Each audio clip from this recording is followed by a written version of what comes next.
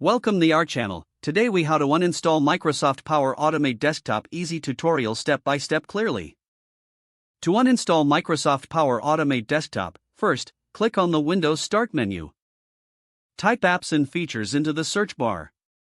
Select Apps and Features from the search results. In the Apps and Features window, scroll down to find Microsoft Power Automate Desktop. Click on Microsoft Power Automate Desktop. You will see an Uninstall button appear. Click the Uninstall button. A confirmation prompt will appear. Click Uninstall again to confirm. The uninstallation process will begin. Wait for the process to complete. Once finished, you'll see a message indicating that Power Automate Desktop has been successfully uninstalled. Close the Apps and Features window. To ensure it's fully removed, you can restart your computer.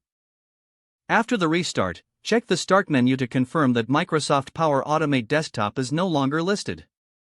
You've successfully uninstalled Microsoft Power Automate Desktop. If the page does not load, refresh the browser or try again in a private or incognito window. Make sure you are using the correct email address, then retype it carefully to avoid small typos. If your password is not accepted, use the Reset option and create a new strong password you can remember. Check your spam folder for verification or security emails, then complete any requested confirmation steps.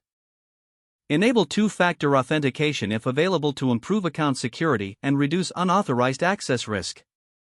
After signing in, review your profile details so your contact information and settings are accurate and current.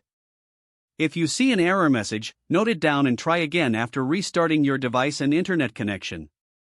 Log out when you finish, especially on shared devices, to keep your account and payment information secure. If the page does not load, refresh the browser or try again in a private or incognito window. Make sure you are using the correct email address, then retype it carefully to avoid small typos. If your password is not accepted, use the Reset option and create a new strong password you can remember. Check your spam folder for verification or security emails, then complete any requested confirmation steps. Don't forget to like this video and subscribe to our channel for more step-by-step tech guides.